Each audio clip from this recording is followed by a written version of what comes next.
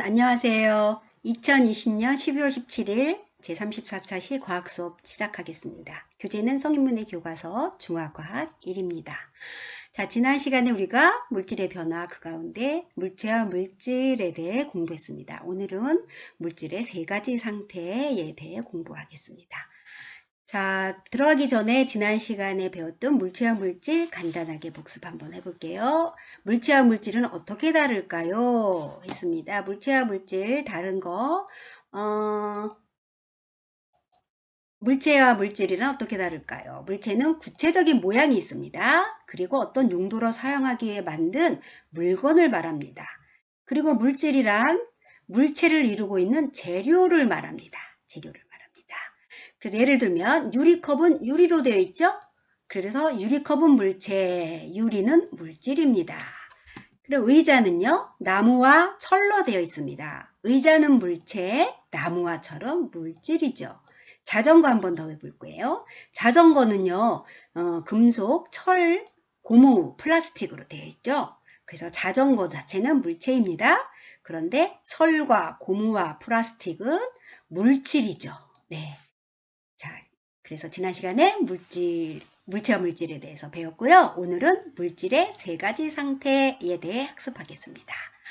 네, 여러분들은 교과서 131쪽 보시면 네, 온천 그림이 나오는데요. 네, 아주 멋진 야외 온천이 되겠습니다. 코로나 때문에 우리가 온천 가보지 못하는데 네, 사진으로나마 이렇게 한번 네, 느껴보시기 바라겠습니다. 한번 읽어볼게요. 왜 온천 그림이 나왔는지. 미정씨 가족은 주말을 맞이하여 온천으로 여행을 갔습니다. 뜨거운 물에 몸을 담그니 피로가 싹 가시는 기분이 들었습니다. 온천물 위에서 모락모락 피어나는 김의 모습은 미정씨의 기분을 더욱 좋게 해 주었습니다. 하얀 김의 정체는 무엇일까요? 물이 끓으면 우리 눈에 보이지 않는 수증기가 되는데 김과 수증기는 같을까요? 다를까요? 네, 오늘 우리가 배울 물질의 상태를 나타내는 그런 설명입니다. 학습 목표 한번 보실까요? 오늘의 학습 목표 1번 고체, 액체, 기체의 성질을 이해할 수 있습니다. 2번 고체, 액체, 기체에 해당하는 물질의 예를 말할 수 있습니다. 다음 장 한번 넘겨주세요. 132쪽 함께 보기입니다. 다음의 물질을 고체, 액체, 기체로 나누어 봅시다. 네, 지금 8가지의 물질이 쭉 나와 있습니다. 자, 수돗물이 있고요. 벽돌이 있고요. 책상, 식용유, 축구공 속에 든 공기가 있고요. 주스, 연필, 사이다에 든 이산화탄소가 있습니다. 이것을 고체인지, 액체인지, 기체인지 한번 나누어 볼게요. 저 아래에 표가 있습니다. 고체, 액체, 기체 칸이 있고요. 여기에 속하는 물질 칸에 여러분들이 써 넣으시면 되겠습니다. 한 개씩 한번 해볼게요. 한 가지씩. 자, 맨 처음에 물이 있어요. 물은 어디에 해당될까요? 네, 액체에 해당되죠. 그러면 액체에 여기다가 물 이렇게 쓰시면 되겠습니다. 물. 네, 물 이렇게 쓰시면 되고요. 그 다음에 두 번째 벽돌이 있네요. 벽돌은 어디에 들어갈까요? 네, 고체에 들어가죠. 네, 벽돌. 그 다음 뭐예요? 벽돌은 고체에. 자, 그 다음 책상입니다. 책상도 고체에 들어가겠죠. 책상. 네, 형태가 있으니까, 그쵸? 자, 그 다음에 뭐예요? 식용유가 있어요. 식용유는 흐르는 액체죠. 네, 식용유. 흐르는 액체이기 때문에 식용유. 네, 이응이 너무 옆으로 과하게 나갔네요. 그 다음에 축구공 속에 든 공기예요. 축구공이 아니라 그 안에 든 공기를 말합니다. 공기는요, 기체에 들어가죠. 네, 눈에 보이지 않고 만질 수도 없어요. 공기. 그 다음에 뭐예요? 주스네요. 주스 어디에 들어가요? 액체. 흐르니까. 주스. 네, 그 다음에 뭐예요? 연필. 연필은요? 네, 그렇죠. 연필은 고체죠. 네, 어떤 특정한 모양이 있어요. 자, 그 다음 마지막 사이다에 든 이산화탄소. 사이다가 아니라 이산화탄소예요. 사이다에 든 이산화탄소니까. 눈에 보이나요? 안 보이죠? 만져지나요? 안 만져지죠? 기체입니다. 이산화, 네, 탄소 이렇게. 저는 컴퓨터로 글씨를 쓰다 보니 너무 이제 삐뚤빼뚤 하는데요. 여러분들은 책에다 예쁘게 글씨를 정확하게 써주시기 바라겠습니다. 그 다음 옆쪽 133쪽 갈게요. 133쪽으로 넘어갈게요. 보라색 글씨 물질의 상태란 있습니다. 물질의 상태란 뭘 말하느냐. 물질이 나타내는 모습을 물질의 상태라고 합니다. 물질은 대부분 고체, 액체, 기체 이 세 가지 상태 중 하나로 존재하는데 지금부터 고체, 액체, 기체의 특징과 그 예에 대하여 알아봅시다. 네, 특징을 알아볼게요. 맨 먼저 딱딱한 고체.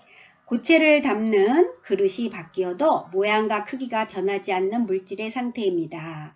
그리고 고체는 힘을 가하더라도 부피가 쉽게 변하지 않습니다. 고체에는 철, 벽돌, 나무, 철봉, 망치, 책상 등이 있습니다. 고체 아시겠죠? 예, 형체가 있어요. 네. 자, 그럼 그 다음 그 밑에 그림 볼게요. 네, 유리병이 있고요. 쭉 4개가 있는데 연필이 다 담겨져 있어요. 뭘 설명하는가 하면 연필의 여러 가지 모양의 그릇에 담아도 연필의 모양과 크기는 변하지 않는다. 예요. 어떤 그릇에 담도 연필은 연필 그 자체로 있는 거죠. 그게 바로 고체인 거예요. 그런데 소금이나 설탕 등의 가루는 물질의 어떤 상태에 해당될까요? 소금이나 설탕의 가루 전체 모양은 담는 그릇에 따라 달라지지만 둥그런 그릇에 담으면 둥근 모양, 네모난 그릇에 담으면 네모난 모양이 돼요. 그런데 소금이나 설탕의 알갱이 모양 이거는 변하지 않아요. 그래서 가루 물질도 어디에 들어가냐 하면 고체에 들어갑니다. 그래서 이런 모양, 이런 모양에도 다 가루 물질도 어디에 들어가요? 고체에 해당합니다. 자, 그 다음 장 흐르는 액체입니다. 흐르는 액체. 액체는 담는 그릇에 따라 모양은 변하지만 그 양은 변하지 않는 물질의 상태입니다. 액체는 뭐가 있냐면 물, 주스, 우유, 식초, 에탄올 등이 있습니다. 이들 액체는 모두 어떤 성질? 흐르는 성질이 있습니다. 이 액체는 힘을 가하더라도 부피가 거의 줄어들지 않습니다. 자, 병 모양이 또 있어요. 아까 연필 담았던 모양이죠. 그런데 아까는 연필은 변하지 않았어요. 그런데 어때요? 액체는 담는 그릇의 모양에 따라 모양이 변한다. 네, 이렇게 변하죠. 자, 그 다음 그 밑에 날아다니는 기체입니다. 기체는 담는 그릇을 가득 채울 수 있고 일정한 모양과 부피를 지니고 있지 않는 물질의 상태입니다. 일정한 모양이 지니지 않아요. 공에 넣으면 공 모양, 풍선 모양에 넣으면 풍선 모양 이렇죠. 그래서 기체에는 뭐가 있냐? 공기, 산소, 수소, 질소, 이산화탄소, 헬륨 이런 게 있어요. 여기에서 헬륨은요. 우리 놀이동산에 가면 풍선에 기계로 무슨 가스를 넣죠? 그게 바로 헬륨 가스입니다. 헬륨이에요.